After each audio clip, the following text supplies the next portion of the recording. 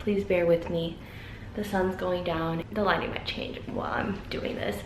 Hi guys, it's Ashley. Welcome back to my channel. If you're new here, I'm a senior chemical engineering major at Texas A&M. If you're new here, you're probably interested in A&M or you're going this fall. So hopefully what I tell you guys today is helpful, and I also have a lot of other college and A&M specific content on my channel. So I'll go ahead and make a playlist so that it's like easy access, because I made a lot of videos over the years during my college time, but I graduate this December, so I'm gonna just make a whole compilation of like everything you need to know about Texas A&M, and hopefully it's helpful for you guys. If there are things I didn't mention that you would like to know, go ahead and comment it, or maybe I did mention it on like the other videos that are more specific towards what you're looking for. So let's get started.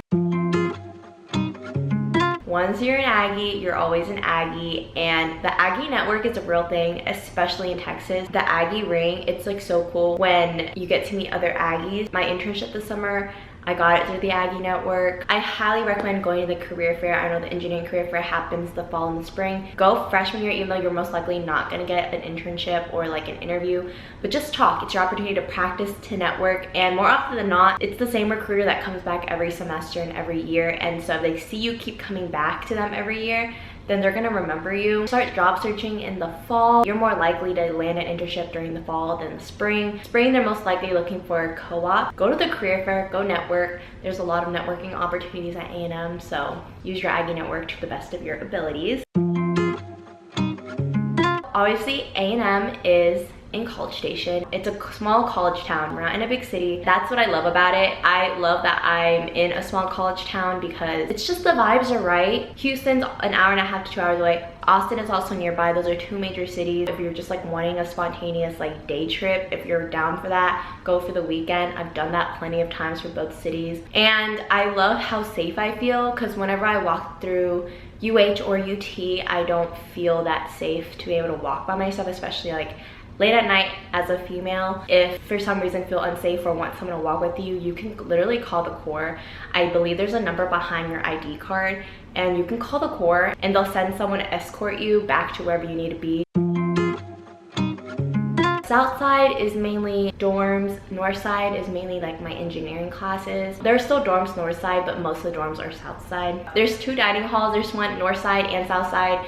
There's Sabisa on the north side. There's the Commons on the south side. As a freshman, I lived in Underwood, and that is on the south side. It's like right outside the Commons. It was an all-girls dorm, and I believe my dorm was renovated, so it was on the nicer end. It was a modular style dorm, so it was a bigger dorm than normal. I only shared my bathroom with my roommate, so it's just us two sharing the bathroom. It was pretty quiet because it was all girls. My sister, on the other hand, she lived in Aston, and that's in the Commons, so her dorm was a lot smaller than mine. Not terribly small, but smaller. She didn't have a renovated dorm. I believe it's half renovated. She said it was the 3rd and 4th floor that was renovated. Her dorm was not. She lived in a suite style dorm, so it was 2 rooms, shared a bathroom, so it was 4 girls sharing a bathroom, and I know she was like super annoyed when she had to get ready for class and the bathroom was taken up. So being in a modular style dorm, I only had to worry about one person being in the bathroom. Her dorm was co-ed. Mine was only females. Just because it was co-ed, there's a lot more noise happening, so just be aware of that. Some popular dorms if you're looking into dorms. Hullabaloo is a super nice one. It's the most brand new dorm on campus. It's also on the more expensive side. White Creek is a good option if you want more apartment style dorm, quote unquote. It's just kind of like on the corner of campus, and you have to take a bus there because walking wise it's like really far, but it's kind of like in the middle of nowhere. So there's that to consider. Definitely do your research on dorms you want, what type of dorms you want. And I definitely recommend living on campus freshman year. You have easy access to campus. You can walk anywhere you want, and it's just easier to get used to like the campus life. But after your freshman year, you're probably wanting to live off campus. For the past 3 years, I've been walking distance to campus. That was very important to me. My classes were all north side because I'm in engineering classes, and I really wanted north side apartment. So sophomore, junior year, I lived at Aspire, and this past year I lived at the Hudson. I have tours for both of those apartments if you're looking for those. Aspire is right next to campus. Hudson is also still north side, just a little bit further of a walk. Aspire is obviously the more like luxury, higher end, but you're also paying for location. It's a prime location, literally walking distance from campus, so easy. This is the closest you're gonna get. So the 3 closest apartments close to campus is Stacks, Rise, and Aspire. Stacks is cheaper out of the three than Rise than Aspire. If you're willing to pay that much money. The location is really ideal. Is the apartment worth it? No, it's more pricier than it needs to be, but you're paying for convenience and being on Northgate. But if you're willing to live a little bit further from campus, you can get a cheaper apartment. If you're thinking about signing with like a college housing, like Aspire, Stacks, Rise, I really recommend signing before November, even though I know like you probably haven't solidified friends yet. But the apartments do go by like fast, and like the longer you wait, the prices do increase, and you might not have like the rooms you want, the style rooms you want. So I highly recommend like the earlier the better to secure your housing situation for the following year, even though I know you just started. This next semester, I'm living the furthest I've ever been, and it's gonna be really interesting because I need a parking permit to get to school, but I'm really struggling to get a parking permit right now. There's certain garages that are senior priorities. I'm like in the 2,000 wait list. I'm like, who is like being more prioritized than me? Like, I'm a super senior. Parking permits are super expensive. They're like $500–600 already, and I'm willing to give the school the money, and they're still not having enough parking permits for everyone. I know West Campus has plenty of parking spots, so like the kids on like the business school and stuff have no problem like getting a parking permit because they can literally park in so many different lots. Whereas North Side, there's not that many parking lots, and it's just a struggle. If you don't care, West Campus Garage is always given to any student, but West Campus Garage is quite a far walk to North Side. My favorite one is Zach. It opened my freshman year. I studied there freshman, sophomore year, because then COVID hit. And after COVID, Zach was not 24/7 anymore. West Campus Library, I know there's a lot of spots on West Campus, but I'm not super familiar with West Campus because I didn't really go there. The MSC was a really popular one that I did freshman year just because I was on campus. There's always music playing in the flag room. It's super nice. Evans and Annex. I preferred Annex over Evans. The higher you go, the quieter it gets. So I know my sister studies there a lot. I personally don't like studying there, but to each their own. Another place is Quad Bus. It's kind of like coffee shop vibes, and there's like study spots if you go up the elevator in Quad Bus. I used to love studying there freshman year when I lived south side. CLC, which is the study room in the Commons if you're living in the Commons. There's the ILCB. That one's a new building. I heard it's really nice. My sister likes studying there. I know my friends studied there this past semester. And then there's like that Student Computing Center. I've been there a few times. I think they're open 24 hours, but definitely check like the hours that the study spots are open because they're not always open nowadays after COVID had happened. We do have a bus system. I'm not super familiar with the bus system because I try to avoid the bus system at all costs. I've only gone on it a few times. There is an app that you can download to see the bus routes and like the bus time. The reason why I don't use the bus that often was because there's not that many bus stops on North Side. Certain apartments do have buses or like at bus stops when you live off campus to take you to school. Lots of majors to choose from. Obviously, A&M is a very big engineering school. I know Mays Business School is very popular. A lot of my friends went into BIMS and biology. There's different majors to go into. I can only really speak on the engineering portion, but freshman year, there's a lot of general classes and weed out classes. In engineering, you go into your general engineering classes, and then you do ETAM, which is like intro to a major. And you have to like follow like certain requirements to be able to be eligible for ETAM, and then you get into your major that summer after your freshman year. You can start your major specific classes that fall sophomore year. Utilize office hours, tutoring sessions, especially your general classes, because everyone's like taking those classes, so there's more opportunity to have reviews and stuff like that. I know freshman year math classes had like weekend reviews, and like other classes had like SI sessions. Classroom size.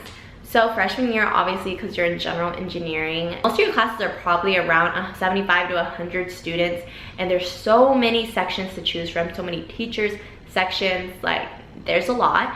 But now that I'm in my major specific classes, there's probably only 2 sections, and because I'm graduating a semester later, my classes are a lot smaller, which I really appreciate. They're a little under 50 people per class, but there were times where I took quote-unquote on-time classes and they were still 100 students. My major isn't that big, and if you break it down to like 2 sections being offered and 100 students each, like it's not that big of a major. One thing I recommend is make at least one friend in each of your classes to have like a homework help buddy, a tutor buddy. My grades didn't start to get better until I started making friends and studied with them. And the first step, someone's bound to like figure it out, or we can all put our brain cells together to figure out and understand what we're learning. Whereas before, if I didn't understand it, there was no way that I was going to understand it without someone teaching me, and I didn't have someone to help me. And my chemie friends, I love them so much. Like, I literally could not have gone through chemie without them or without their help. So class registration, my sister's going through it now. My class registration, like the past like year, has been a lot easier ever since like my classes are just major specific classes. So there's just 2 sections, I get one or the other. It's pretty self-explanatory, whereas my sister's still in her general classes and she's struggling right now. And I remember that struggle so much because there's so many options, so many sections, so many professors, and you're trying to fit all your classes in. There's like registration worksheets you can have now. Definitely have different backup schedules in case like one schedule didn't work out or like it's filled by the time your registration starts. I don't recommend making a schedule until like the night before your registration time so that you have a more accurate idea of how many spots are actually left. If you didn't get a certain class or a certain section or a certain professor the first time, always refresh. Always, always, always refresh throughout the day. Check consistently, especially for like math and science classes like physics and stuff. It's only fair that they release classes periodically as more students are registering. So if you just happen to refresh at the right time, you probably will be able to get the class that you want, or even a better class or a better slot. I really recommend going to the MSc open house. There's one in the fall and spring, but especially as a freshman, it's the easiest way to make friends. There's like flows, men orgs and women orgs. If like frat and sororities aren't your thing, they're still Greek, but just like without letters is how I like to describe them. But I definitely recommend you join at least 2 orgs, like one social org and then one like academic org. There's a place for everyone, don't you worry. Obviously A&M is literally in the middle of nowhere. Like, we're a small college town, so there are some weekends when you're not doing anything or there's like not any event going on. So that's the time where I would go to a different city like Austin, or just go visit Houston for fun. Football is huge. If you're an avid football fan, buy a sports pass, have your 12th man jersey, make sure you have a towel. We don't sit because we're the 12th man, so we're ready to go. We don't have cheerleaders, we have yell leaders. Our yells and wildcats are really fun to do. I really enjoy watching the Corps do their halftime show. Freshman year, just because you're underage, it's mainly just like frat parties or like smaller house parties. Like upperclassmen, you probably go like more Northgate. So there's the elephant walk. I don't know if I want to do an elephant walk that's like the official elephant walk, or do my own elephant walk, but I definitely want to go pond hopping. I cannot believe I didn't pond hop my freshman year. The Aggie ring, or 90 hours. There's the ring dunk. There's midnight yell, Reveille, our mascot. Reveille's the cutest. I have not been able to run into like the new Reveille. The class yell / wildcat, I really like them.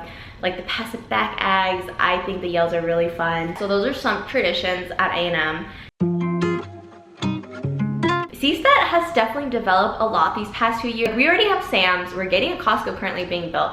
There's a lot new boba places. Some go-tos that are very popular, Fuegos. There's Gumby's, so good. Yummy Yummy has good happy hour for sushi. If you're wanting ramen, there's like Tanaka. There's like the Century Square, which has a lot of new restaurants. Hop Dottie's, Blaze, Sweet Paris. We have 3 recs now, which is insane. I love our rec. Chef's kiss. I'm not even a gym rat like that. I personally like going to Polo. It's not as intimidating as West Campus. The South Side rec is like literally right across Mosher. West Campus is like the main rec, the big rec. To get into the weight room, you need a towel, so be warned. That's everything that I could think of. If you guys need anything else, let me know down below, and I'll talk to you guys in the next video. Bye guys.